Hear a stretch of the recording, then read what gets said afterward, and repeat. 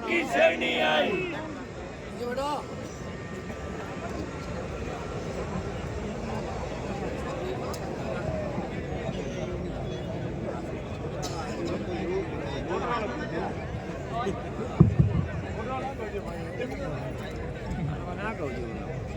ठीक है, फपरी है।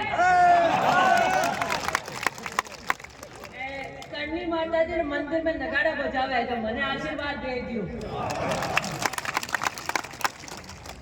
सम्मानित मंच, आज किसी सभा का आयोजन नहीं किया था और किसी ने कहा साहब ये आएंगे और सभा एक टेंट लगाए तो मैंने कहा टेंट लगा लो, एक जगह एकत्रित हो जाएंगे। सभा तो मैं क्या जीतने के बाद हर दूसरे दिन कर रही हूँ,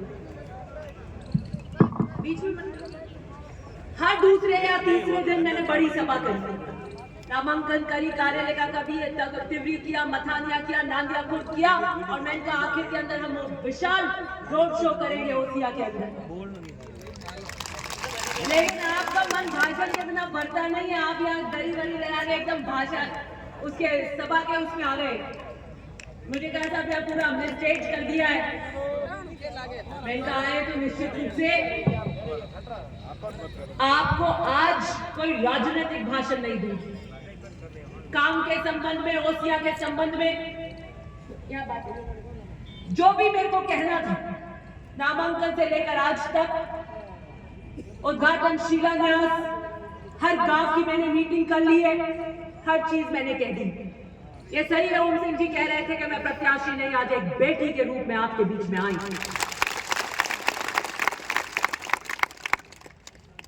मेरा रिश्ता आपसे पारिवारिक है, मेरा रिश्ता आपकी दिल की गहराइयों से आत्मीयता का है, मेरा रिश्ता आपसे पीढ़ियों से जुड़ा यह संघर्ष का रिश्ता है। मैंने 2009 के अंदर अपने जीवन का पहला भाषण दिया था, जब 2009 में 5 मार्च को मेरे पिता के जन्मदिन के दिन 10 साल बाद परशुराम जी मलेना ओसिया के अंदर बीच में आए थे, 10 साल बाद। और मेरे पिता ने कहा था एक छोटी सी बच्ची को लेकर आया हूँ और आप लोगों के सपोर्ट करता हूँ, इसको आप सिखाना, इसमें दम होगा, दाने होंगे तो ये आपके लिए काम करेगी। मुझे नहीं पता था 2009 से लेकर 23 का सफर इतना कठिन, इतना शोले अंगारे, तलवार की धार पर चलने जैसा रहा हो। परिस्थितियों से लड़ते हुए मैं अकेली निकली थी और अकेले चलते चलते एक समुद्र की तरह, आप चट्टान की तरह चलते हुए इस तरह कारवे के रूप में आशीर्वाद मुझे दे रहे हैं। मैं 5 साल बाद आज 2023 में कांग्रेस की उम्मीदवार के रूप में ओसिया से चुनाव लड़ रही हूं, लेकिन रण में उम्मीदवार की तरह नहीं, एक बेटी उतरी है ओसिया के स्वाभिमान के लिए, एक बेटी उतरी है हर एक बेटी के स्वाभिमान के लिए और किसान के स्वाभिमान के लिए। कोई भाषणों में, कोई विरोधियों के पास में मुद्दे नहीं है, काम के आधार पर मुझे घेर नहीं पा रहे हैं। बीजेपी के कट्टर से कट्टर कार्यकर्ता भी साफा और शॉल पहना रहे हैं कि काम तो बहुत बढ़िया किया, इसने काम तो बहुत बढ़िया किया।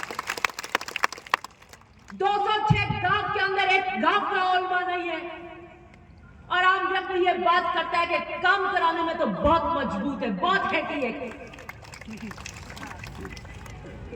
भाषण क्या देते हैं, माताश्री सुश्री, माताश्री सुश्री। मेरे जीवन में तो अब 2 ही सहारे हैं, मेरे जीवन में 2 ही सहारे हैं, एक तो मेरी माताश्री का और एक आपका। उससे भी परेशानी है उन्हें और कह रहे हैं लोकतंत्र में आज पहली बार कोई 70 साल में शेरनी लड़ने आई है, ये खुद उम्मीदवार कह रहे हैं। बिल्कुल सही कहा कि लोकतंत्र के 70 साल में पहली बार एक शेरनी लड़ने आई है।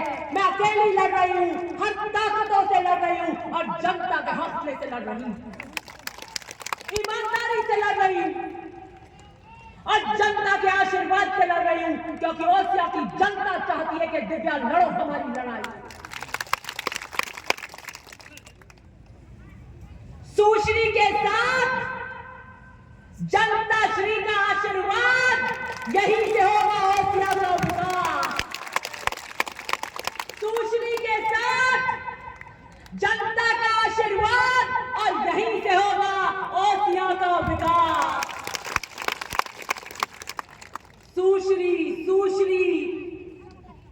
कितना घेरोगे मुझे? अभद्र से अभद्र, निम्न स्तर से निम्न स्तर के प्रहार मुझ पे किए। ये तो मैं 100 मन का कलेजा हैटी हूं, दबान के रख देती हूं। कोई चाहे एक हाथ जानना, कोई चाहे यूं जानना की करी रोक ला, मैं डबू ही को नहीं। जिसके साथ जनता का आशीर्वाद हो, युवाओं का आशीर्वाद हो, आम व्यक्ति का आशीर्वाद हो, गरीब का आशीर्वाद हो, पिछड़े का आशीर्वाद हो और जनता श्री का आशीर्वाद हो, तो सुश्री को कोई रोक नहीं सकता।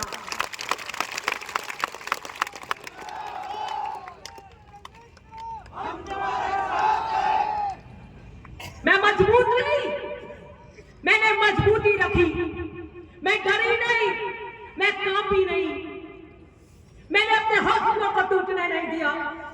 ये जिस तरह के गंदे प्रहार किसी महिला पे, किसी बच्ची पे, किसी सुश्री पे कर रहे थे, हम दुश्मनों की, दुश्मन के दुश्मन की बेटियों पर भी नहीं करते।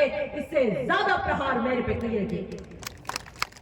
और मैं सोचती रह गई और मैंने बहुत ढूंढा कि मेरा गुनाह क्या है, क्यों मैं परिस्थितियों की, परीक्षाओं की चौखट पर सब चुनाव लड़ते हैं, लेकिन जैसे मुझे घेरा जा रहा है, जिस तरीके से घेरा जा रहा है, जिस तरीके के प्रहार कर रहे हैं, जो हम दुश्मन की बेटियों पर करने की कल्पना भी नहीं करते, मेरा ऐसा क्या गुनाह है? हाँ, मेरा गुनाह है कि मैं ओसिया की जनता की निर्भीक आवाज बनी, मैं टूटी नहीं। हाँ, मेरा गुनाह है कि मैंने ईमानदारी रखी, मैंने ओसिया की जनता की कमाई को अधिकारियों के हाथों में नहीं लौटने दिया। हाँ, मेरा गुनाह है कि मैं कड़काई से काम करती रही, मैंने घुटने टेक के समझौते नहीं किए। और अगर यही मेरा गुनाह है तो 100 बार गुनाह करूंगी मैं ओसिया की जनता के लिए लड़ाई लड़ने के लिए। क्या आप चाहते हैं कि आपकी बेटी ऐसे ही लड़ती रहे आपके लिए? क्या आप चाहते हैं कि आपकी बेटी रणभूमि में इसी कड़काई के साथ लड़े? बताइए आप मुझे।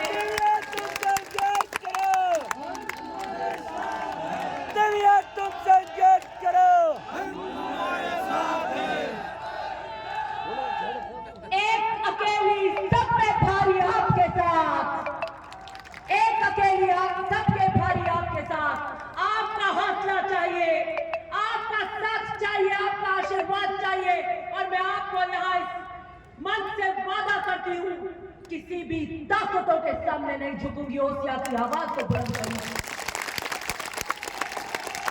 मैं ओसिया के जनता की और किसान के और युवाओं की आवाज को विधानसभा में, बीच में मत करो, विधानसभा में मैंने गुंजा के रख दिया।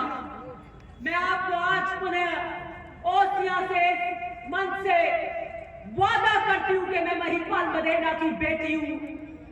मैं वादा करती हूं कि ओसिया के युवा की और किसान की आवाज के मैं विधानसभा में क्या पूरे हिंदुस्तान में नगाड़े बजा के रखूंगी।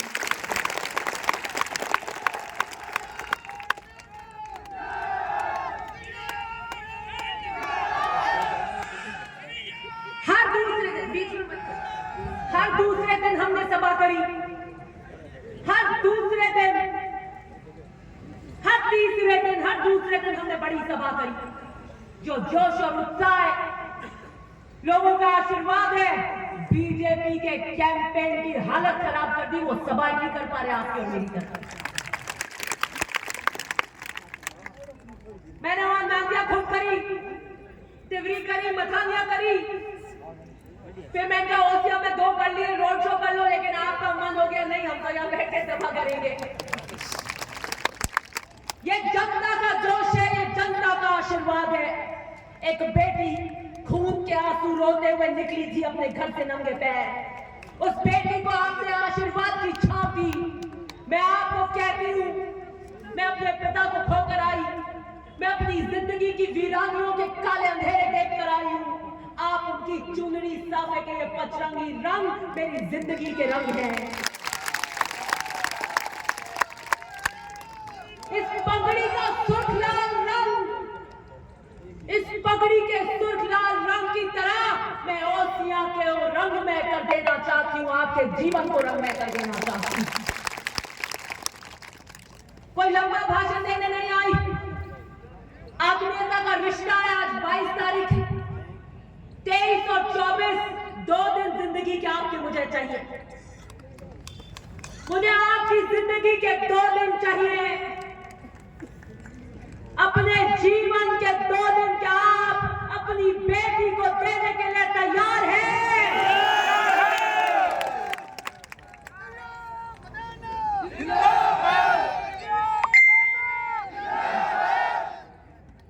मैं अभी जब आ रही थी तो मेरे आगे डीजे चल रहा था।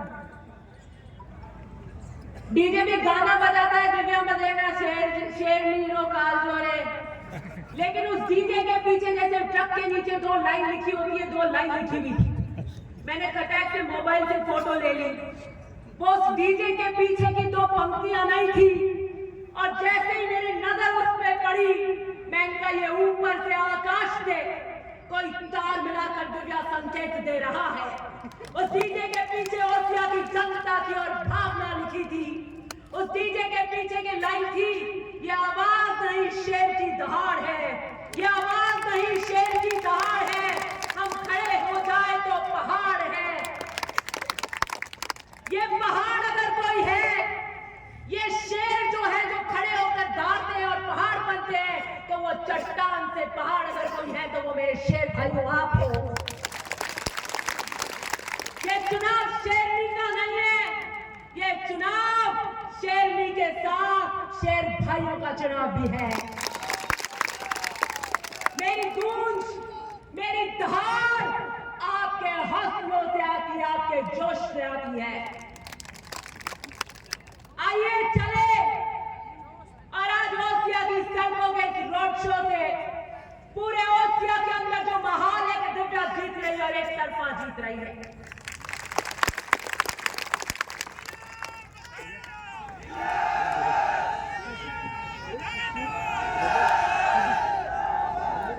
जो ये माहौल है उसको हकीकत में बदलने का समय आ गया है। जो हम जीत की ओर अग्रसर है, जो चौतरफा माहौल ओसिया के अंदर है, हर गांव के अंदर है, एक भावना जो हर वर्ग, हर समाज में घर कर चुकी है, वो ये कि इस लड़की को, इस बच्ची को जीताना है। ये लड़की ईमानदारी से काम कर रही है। इसको कितनी रोकने की कोशिशें करी, कितना इसको तंग किया, कितना इसको घेरा, कितना इसको सताया, लेकिन ये ओसिया के स्वाभिमान और हमारी आवाज के लिए खड़ी रही और दमनगाई से खड़ी रही। तो चाहे मेरी सरकार के मंत्रियों को ललकारना पड़ा हो, अधिकारियों को ललकारना पड़ा हो, चाहे निम्नतर के प्रहार सुनने पड़े हो, मेरे चेहरे पे कभी शिकंद नहीं आई, मेरे चेहरे पे कभी कमजोरी नहीं आई। और मैंने कहा ये चुनाव शेरनी की तरह लड़ूंगी, आपके हौसले से लड़ूंगी, और ये हमने ओसिया की फिजा को बदल के रख दिया। आज पूरे राजस्थान में ओसिया का चुनाव के सबकी निगाहें टिकी है। ओसिया सबसे हॉट सीट में है। सबसे चर्चित चुनाव अगर कहीं हो रहा है तो ओसिया में हो रहा है। मैं आपके भरोसे पर लड़ रही हूं, मैं आपके विश्वास पर लड़ रही हूं। अभी ओम सिंह जी कह रहे थे हमने कभी न भ्रष्टाचार